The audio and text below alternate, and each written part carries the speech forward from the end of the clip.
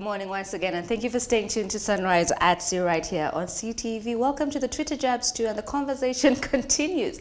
The Twitter Jabs 1, we brought you all the mixed reactions from social media, especially Twitter, and people were reacting to Uganda's newfound middle income status. And in studio with me today is Dr. Ben Sembadje, and he's an economist. Good morning, sir. Good morning, doctor. Good morning to you. How are you, doctor? I'm fine.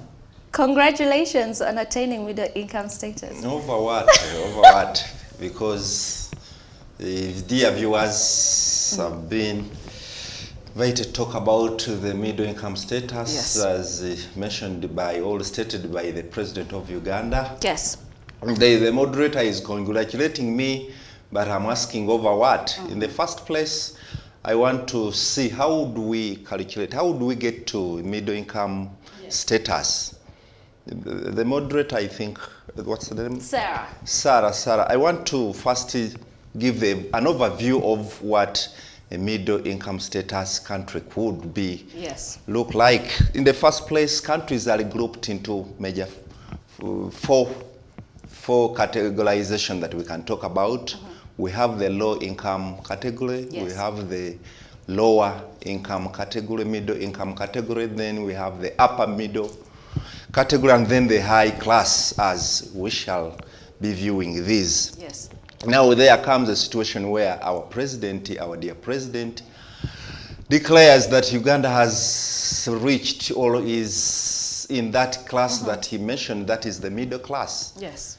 But in the first place, you are aware, getting this, it is out of an aggregation of the total income that all citizens do receive in terms of construction, in terms of exports, in terms of personal income, and then divided by the number of population, by the number of people that we are in Uganda.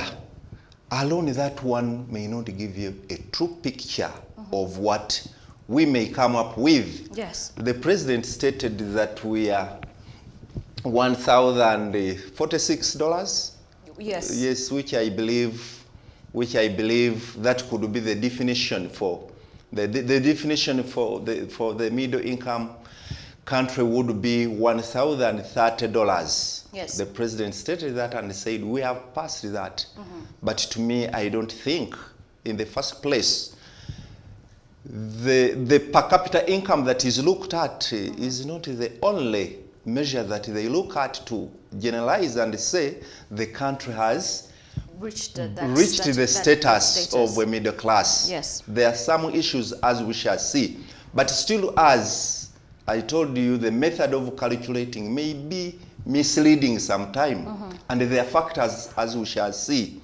But as per today, I don't think, in the first place, we ask ourselves, who is to declare? Yes. Is it we ourselves, or there are some international organizations that look at that? Yes. As per now, I would say we are not there, simply because we have not intensified other issues that may be taken into account to declare. Okay.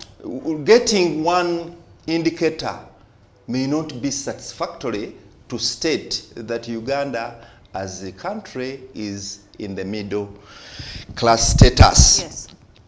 As you've mentioned, we have countries that have reached this, that are neighboring our country. Yes. Kenya is one of them. Tanzania we've seen countries like Ghana. We've seen countries like Nigeria. They are coming to that. They are already in that. Yes. But again, when you look at, they are not comparable to Uganda. I looked at Vietnam. I looked at Vietnam. Yes. Nigeria. Togo Ghana, as well. yes. Mauritius. Yes. When you begin saying Uganda is almost to that, then it could be a statement that is made hurriedly. Doctor, what differentiates us from those countries? Why would you say we are not even close to that? The point is that we have said that the indicator of a middle class economy is not only the per capita income, as we've said. There are other issues that we have to look at. Yes. For instance, we've not talked about human human living index, Yes. human asset index, whereby we look at the assets that owned by the people. Yes. The quality of those assets is very important. The vulnerability index, in terms of stability, Yes. are we still unstable? In a country like Uganda, we need to be stable even in agriculture. Yes. So when you talk about this comparable to those countries, then you are trying to tell a myth to these people. Then also realizing that GNP per capita, or gross national product per capita, is an indicator. It is true, it is one of the indicators, because we generate that from income. But there are some other elements that should be considered. How people are feeding, how people are attending to health care. What about the workforce? You got the workforce of the population. How people are employed. Yes. The type of employment matters also. So you may be employed, but the type of employment, the quality of employment also matters. Yes. The security within we are living is very important. How people are enjoying leisure, yes, is another aspect that we should put into consideration. Freedom of speech. These are the factors that also look at people's welfare. Yes. So we considered one factor and then we declared ourselves. To me, I believe we need to a bit wait. Yes. Which was that one factor that you say the president We considered GNP per capita as an indicator, which is generalized from the income of the country. Yes. But the income of the country at the same time, plus the expenditure may have gone to other issues that may not directly affect the life of the people. Yes. Can I give an example? Yes, please. Look at we are financing wars in outside countries. We are financing wars in Congo. We are making roads or developing roads in Congo. All of that is considered. So if you look at, and those may not be direct benefit to the individual. Yes. And if you aggregate all of that, then you come to get what we call GNP per capita, which is an indicator of a process, a transition from a given class of an economy into another. Yes. But these are not affecting directly the people, the citizens of the country. Yes. They're not beneficial They are to not, us. yes. So in that way, you are mistakenly taking the GNP per capita to be a major indicator of shifting or transiting from low, because Uganda is in low yes, situation. This implies that you are saying a statement hurriedly. We are not there. We need to do a lot. As I was coming, I had a statement from Dr. Besigye that we need 20 years. We may not need 20 years, but we need to aim for it. yes, We need to aim for it. Then we are talking about, even if we are there, yes, are we able to sustain? yes. And that's my next question. Are we able to sustain? Looking at the situation, are we ready to sustain? Yes. Because that is where I would say why these people may be claiming to have reached there. Probably because of the prevailing security, prevailing economic growth, and so on. But still what has been there is no longer there. Look at the prices. Some time back we've been boasting about the stability in prices. But now about 6 years, prices have been increasing. Increasing.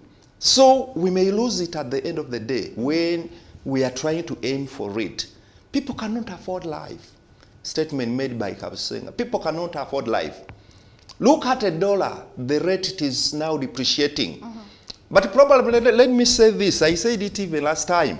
I don't know what is a bit going wrong after the death of the former Bank of Uganda. Yes. Things are going astray. The dollar is trying to appreciate against our shilling, which means there is something that might have not been done. Yes. Briefly, I would say that we are not there simply because people have not yet had this middle income statement in their own life. And what I've noted with concern, probably the middle income is taken over by certain few people. Yes. Because if a developer, if an investor, for him, he might have realized that middle income status. But when we are talking about an economy, we don't talk about individuals. We are talking about the general population. Yes. We may not say the fact that even those that have reached the middle income statement, they have no poverty levels. But to what extent? Because when you look at the way, if people are still told to eat cassava, I think that's already an indicator that we are not there. Yes. Because cassava is not the best meal, I would say. And remember, even the middle income should be even felt within the feeding characteristics. How do people feed? Are we able to have the 2 meals or the 3 meals? People are having meals at once a day. Yes. Are we moving to that direction? Yes. What about when we talk about freedom of speech? Are people talking the way they would associate? When we talk about employment, you've talked about the people's employment. Yes. Today the population is increasingly becoming unemployed. Yes, and it has moved from 8.3 million to 12 million. Yes, I think this is very, very, very serious as far as the economy is concerned. Remember, all of those are inactive population. Yes. What does that imply? That they cannot afford the other variables we talked about. That is affording housing, that is affording feeding, that is affording school, that's affording medical care. In that way, you cannot, in such a situation, you cannot talk about middle income status. And also keep in mind our population. We have one of the youngest populations around the world. Most of the people are under the age of 18. That also characterizes them and puts them under the bracket of course, talking about the middle income, also population growth rate should be accounted, should be thought about. How are we growing?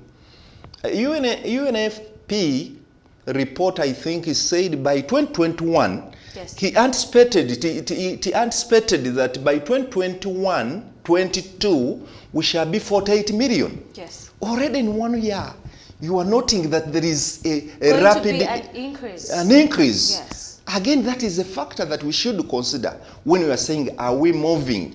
The population growth should not be fast as it is stated. Yes. But as I earlier said, that you may have said we are there by having $1,046. But I want to say the method of calculating this may be inaccurate. Very many things in Uganda that are learning. We are doing our things in traditional format. Yes.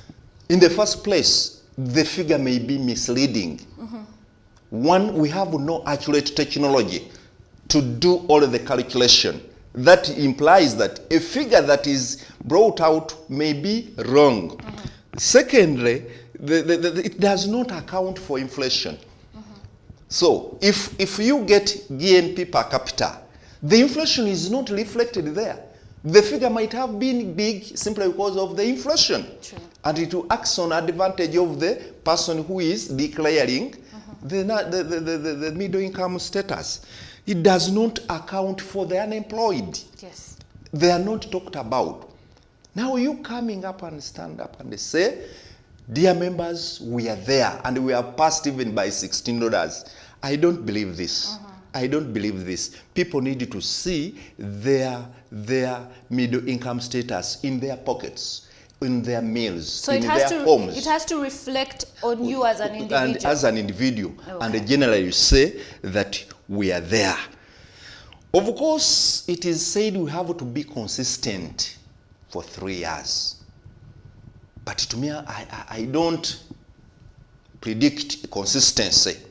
Because at the time we are talking about it, there is a lot that we are losing. Yes. How many production units are falling apart simply because of high prices? People are leaving business. People are leaving everything. People are leaving vehicles at home.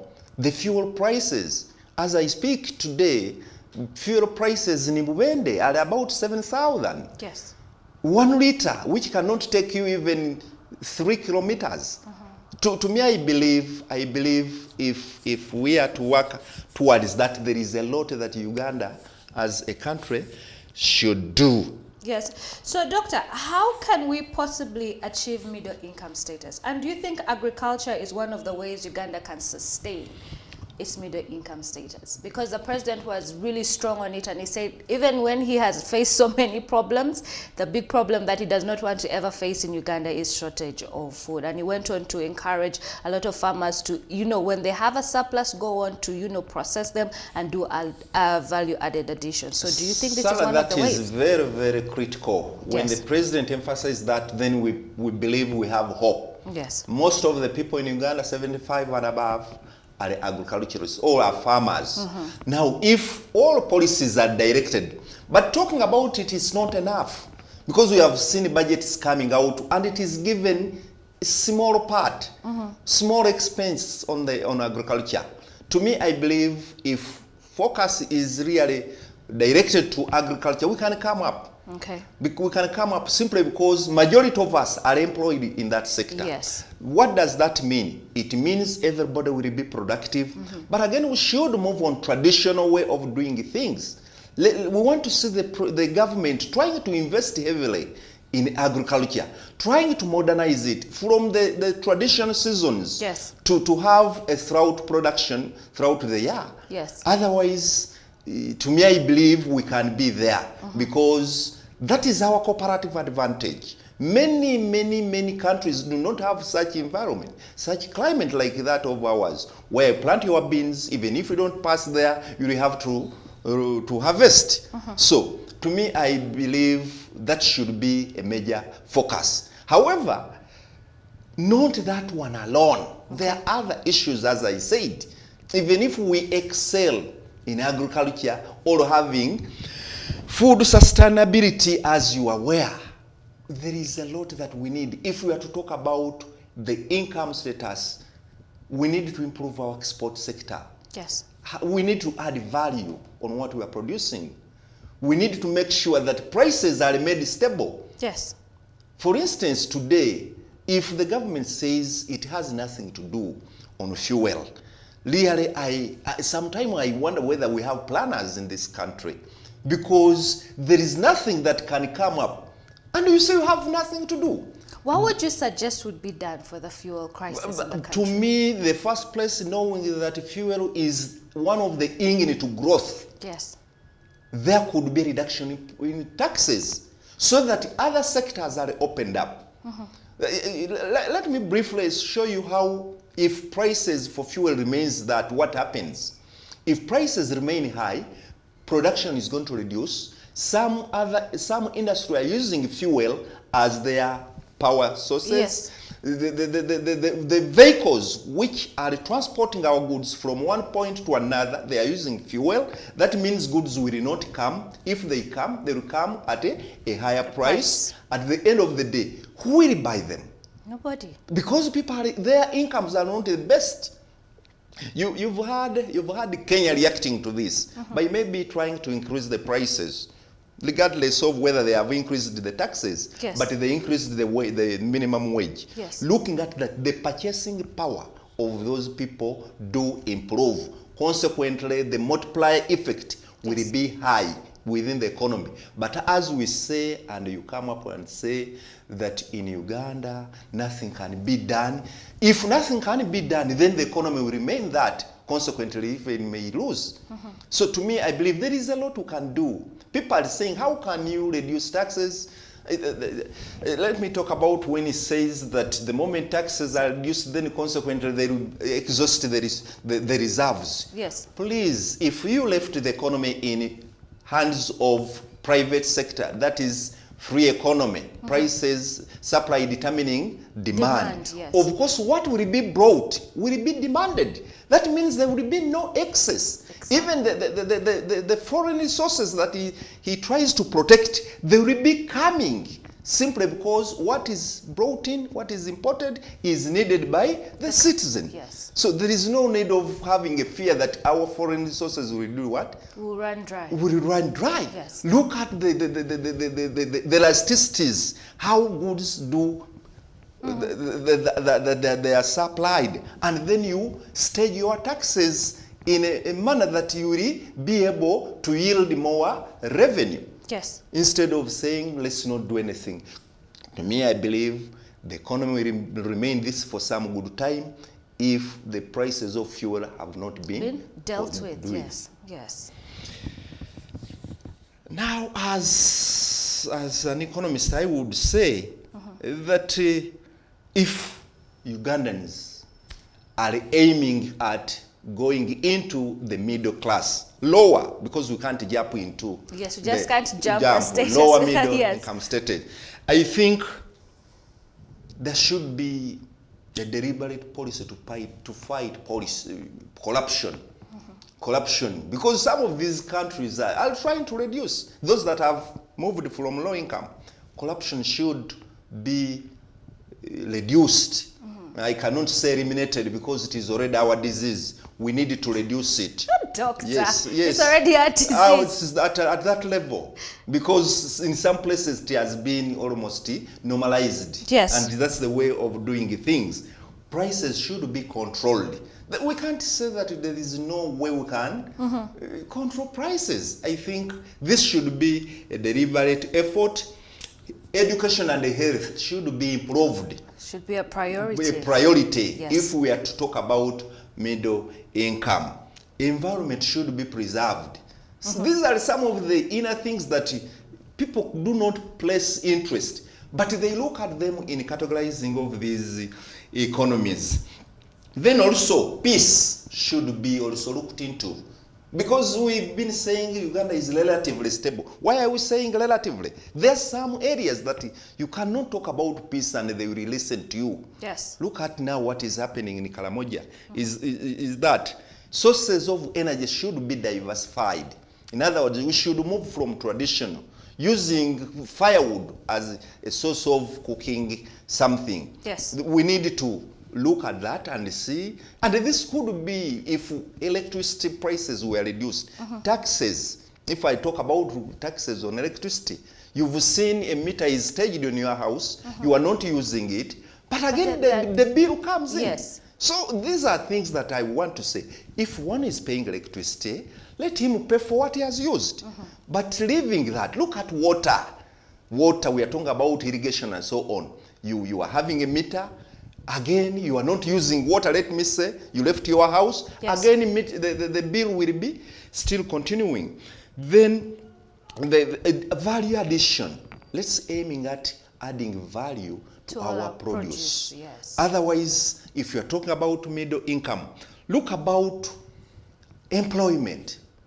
If you are aiming at, can we have a delivery policy on how to plan our human resource, on how to get employment?